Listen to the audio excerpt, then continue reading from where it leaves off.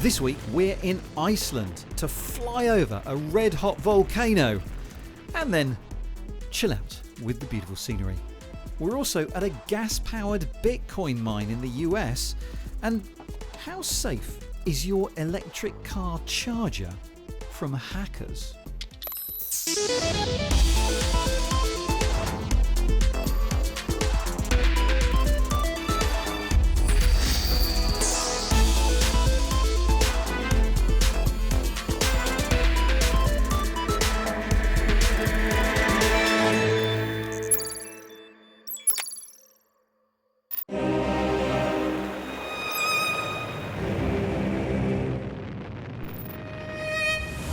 It is the land of fire and ice, where the earth is literally splitting apart. This is Iceland, home to so much amazing scenery created by the superheated rock that lurks just below the surface.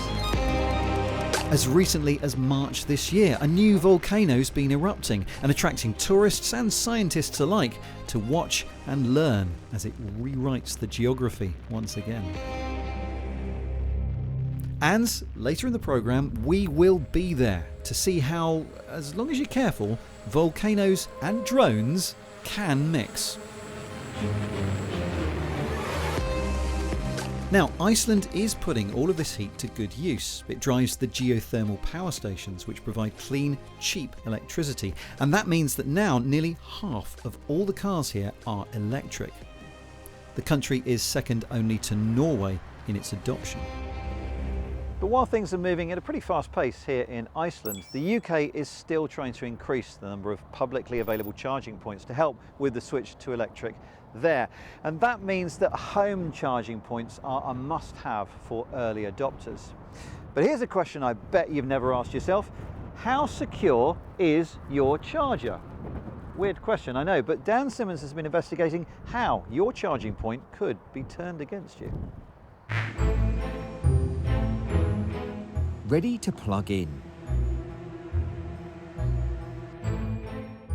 Well, the Porsche does get thirsty, and as many electric car owners will testify, having a charger at home is almost a necessity to make sure you can go places tomorrow. But all is not as it seems, because this smart charger has mysteriously switched off. Next day, our man is off to an important meeting, no doubt, and to show off his flashy new motor. But he's going nowhere, because his Taycan can't. Its battery is still flat. His car's okay, it's the wallbox charger that's been hacked and turned off. And it gets worse. Because hackers can access the firmware of this second charger, the Project EV, they can disable this permanently. Both chargers have been approved for sale in the UK by the government's Department of Transport. So how can this happen? Well, thankfully, the good guys have found the problems first. The number of so-called white hat hackers is growing fast. These are the people who test systems and products to find flaws before anyone else does. Vangelis is the hacker who found the security failures. So on Wallbox, you could take full control of the charger. It could gain full access and remove the usual owner's access on the charger. It could stop from charging their own vehicles and provide free charging to an attacker vehicle. For the Project EV, it's way worse because you can sideload firmware, you can make it, you can brick it, you can make it be part of a botnet, and you could also make it attack other servers.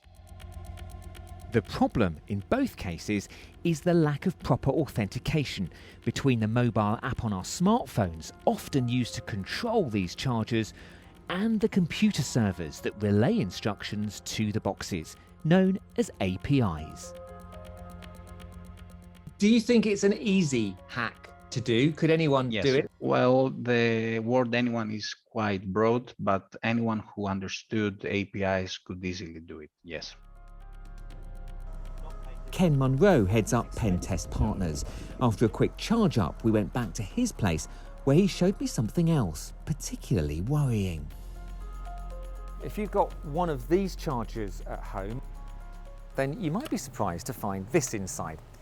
Ken and his team found a 2015 Raspberry Pi, more of an educational piece of hardware rather than something that you might want to rely on to store your details securely.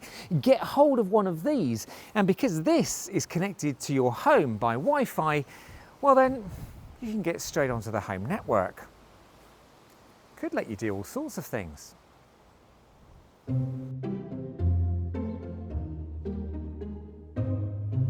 Shall we change the channel?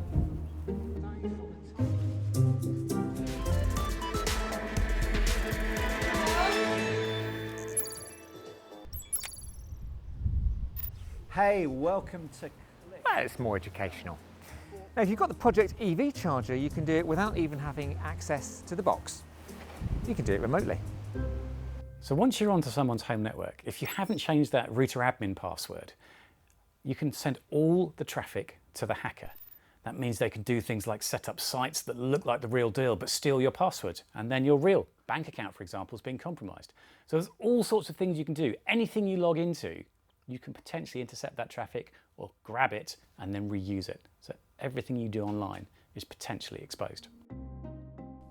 And with many of us now working from home, confidential commercial information might also incentivize an attacker. If you're a small business and you've got one of these chargers and it's connected to your business network, you've potentially created a backdoor onto your network, access to potentially all of your data, and that's going to put you in a whole world of pain. And new sharing schemes promise to make security even more important, as owners of chargers are encouraged to let other EV users pull onto their driveways and charge up. Thousands of these two chargers have been sold in the UK. So both Pentest Partners and Click contacted the firms to first give them the chance to fix the problems. And we got two different responses. Project EV imports chargers from a company based in China called Attess. It told us, "We had some speedy conversations with the manufacturer to improve the security of their platform. All the security issues raised have been addressed with a new server, app updates and firmware updates of the chargers that are online." Wallbox, based in Spain, didn't reply to us, but they did tell Ken's team that they'd fixed the online problems. Time to see if the units are safe. Retesting took place this week and suggests most of the problems in both chargers have been fixed. But Ken says owners still need to take action. Check for updates, solve the problem. The Wallbox charger uses hardware that isn't secure enough. There's really nothing you can do to make it completely secure. So unless Wallbox have found a way of fixing that, which would be beyond me, I'd suggest perhaps supergluing the box cover in so hackers can't take the top off. And what of the approval they had to be sold in the UK by the Department of Transport and the government grants handed out to help sell them? The department didn't comment on the security issues we raised, but said, "This autumn we will be introducing new legislation designed to protect consumers by mandating a range of cybersecurity requirements for EV charge points." It's worth noting that all smart home chargers will still be usable if you just want to plug your car in. But when it comes to security, when using them with a phone app or home Wi-Fi, it seems some are smarter than others.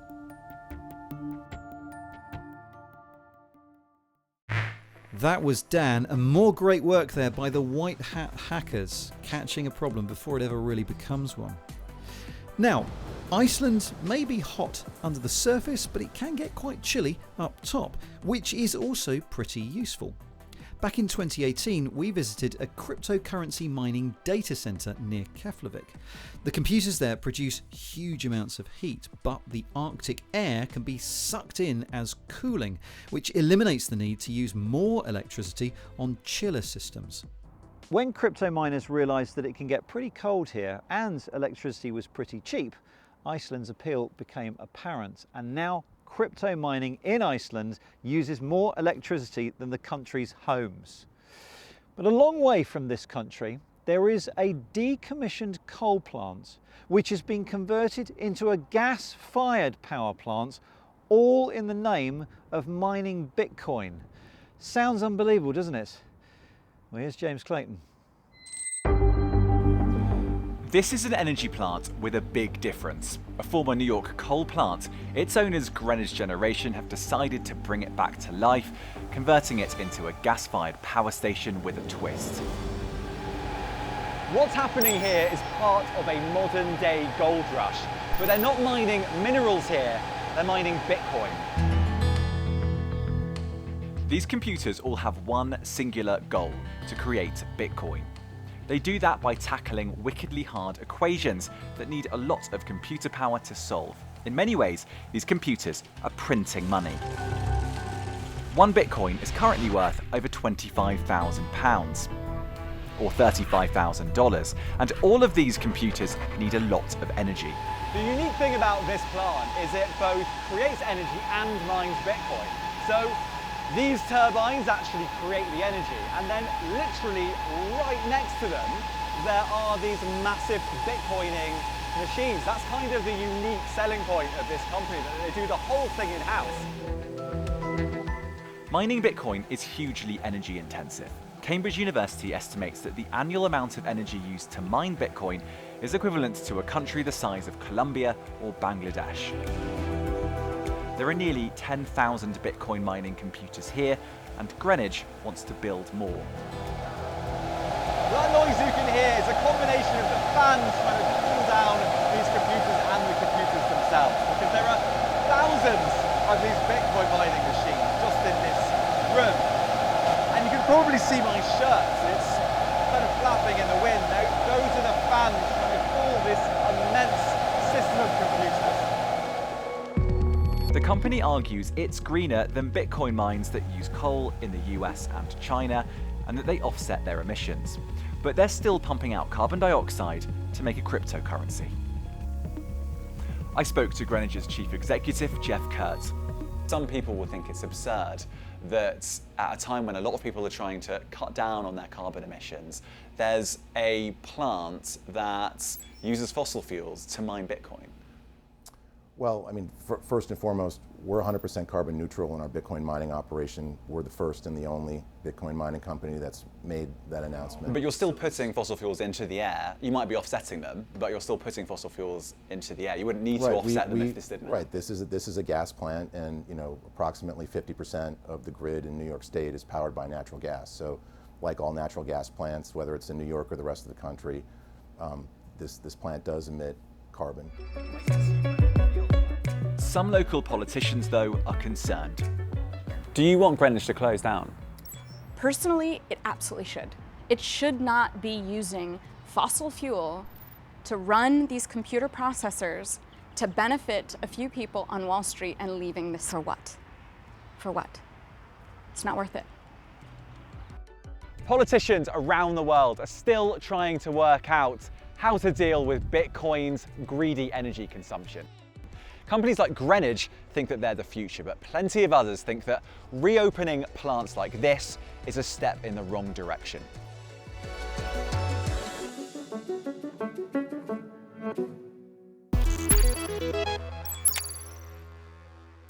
Hello and welcome to the Week in Tech. It was the week that Twitter started testing a new online shopping feature. The Playdate handheld gaming console from Panic became available for pre-order. And after his return to Earth, Amazon billionaire Jeff Bezos offered NASA $2 billion to reconsider the awarding of a moon mission contract to rival company SpaceX. Also this week, US President Joe Biden said a cyber attack on America could lead to a real shooting war. The president was speaking with members of the US intelligence community, President Biden's remarks follow recent high-profile cyber attacks which affected parts of America's food and fuel supplies. A startup has beaten Elon Musk's Neuralink company to FDA-approved clinical trials in the race to implant a computer interface in a human brain. Synchron announced its brain-computer interface, the Strent Road, would undergo human trials in New York later this year. Google saying its US-based employees returning to work this autumn will need to be vaccinated. Facebook quickly followed the search engine's lead, saying their employees would also need to be vaccinated to return to the office. And finally, this week we saw for the first time an untethered bipedal robot complete a 5-kilometer run. The robot, called Cassie, finished the journey in 53 minutes. Cassie was designed by a team of researchers from Oregon State University. It taught itself how to run on outdoor terrain using machine learning and made it through on 1 battery charge. Sadly, I couldn't make it to join Spencer in Iceland. Well, not in the traditional sense anyway. I am heading there in virtual reality though, for a spot of meditation. It's a very serene scene. However much you look around, it just looks so empty and so calm. And I can see how this one's quite soothing. The Flow VR app features 18 Icelandic landscapes. You can have the calm of secluded lakes or visit a stunning snow-capped mountain without even leaving your armchair. So peaceful, not a person in sight. Audio guides tell you how to focus, breathe and rest your body. You will use your breath to help you to ease tension. Some 17,000 people have tried these exercises so far, but the process of creating relaxing imagery maybe isn't so relaxing itself. The Flow team often trek through some tough terrain. We should be able to see the crater here any minute. It's going to happen. Meditation can also have an energetic release type of a feeling, and this is release. This eruption is being filmed with 6 lenses, so the content can then be stitched together for a 360 effect. We want to capture it in a way that actually feels like you're actually standing here. Another less misty volcano scene is already on the app. There is definitely a volcano, a huge volcano. I'm worried those people are standing too close. You can release any negative emotions you may be feeling by shaking them off. I'm letting go of all of my worries. Screaming is a great way to shift your energy and mood. I should have warned my family I was doing this. Okay, I'm not sure that bit worked for me personally. Maybe I'll just stick to the peaceful scenes. And some steamy mud pools in Seltoon are next on the shoot list. What I like about the geothermal landscape is you feel like you're on another planet. I think it's nice for us to escape to other worlds, when we're meditating, because it takes us out of the stress of the day and helps to calm the mind, where you can just breathe and focus. Technology and meditation are a little bit contradictory, but at the same time, we need to put more wholeness, more meditation, more health and wellness into the technology, so that technology can serve our well-being and our best, highest purpose. For total Icelandic immersion, the app features local musicians like Gus Gus, Olafur Arnalds, Monsters and Men and Sigur Rós. I used to play computer games when I was a kid. I still do actually. I kind of felt like this was almost sort of like a cheat code to meditation in a way.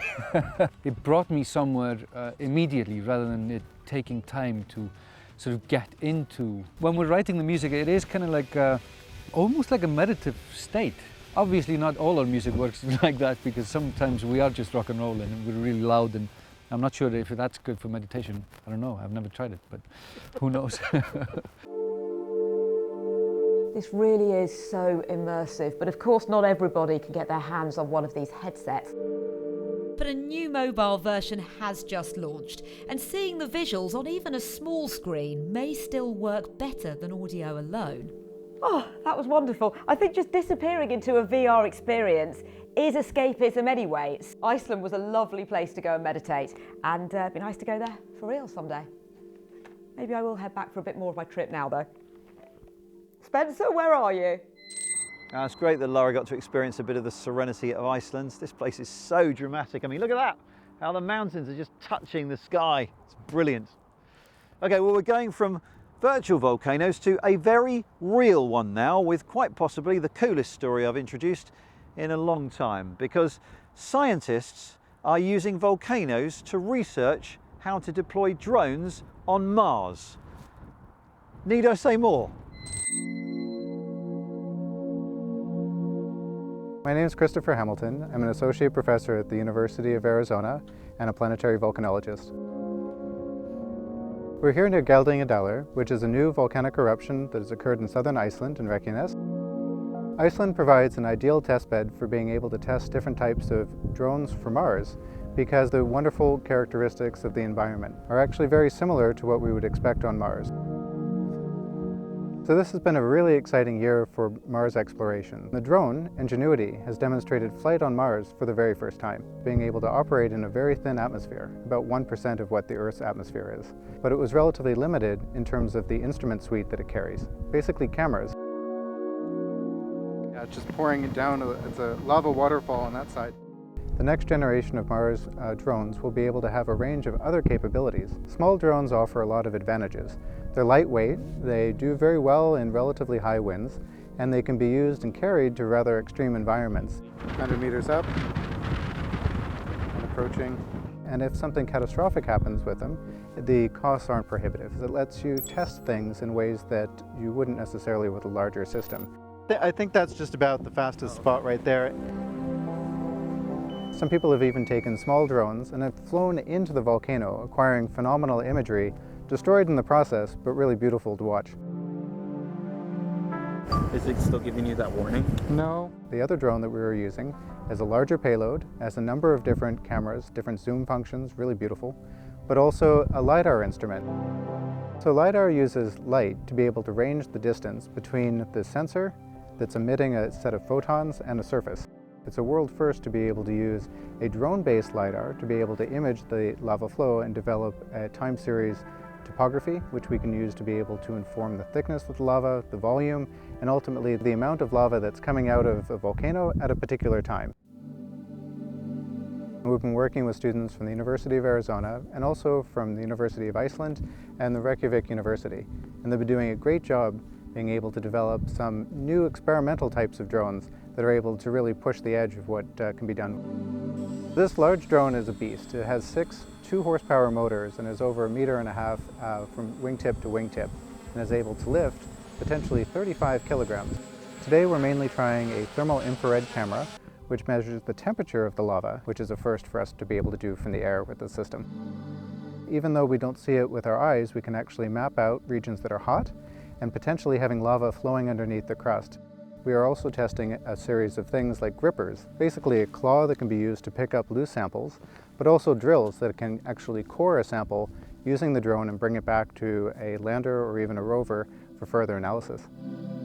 The different drones, the different instruments, the different mission concepts we're putting together will enable a new exploration of the red planet and to see parts of the planet we've just never seen before. And I hope that we'll have an opportunity, perhaps in the coming decade, to send a drone dedicated to explore Mars's volcanoes and for the first time see if potentially they're harboring evidence of life, past or present.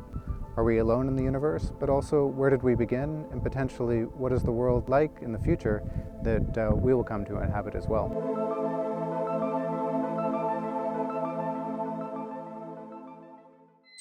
Absolutely spectacular. That was Christopher Hamilton, and that's it from us for the moment. Don't forget, you can follow our exploits on social media. We are on YouTube, Facebook, Instagram and Twitter at BBC Click.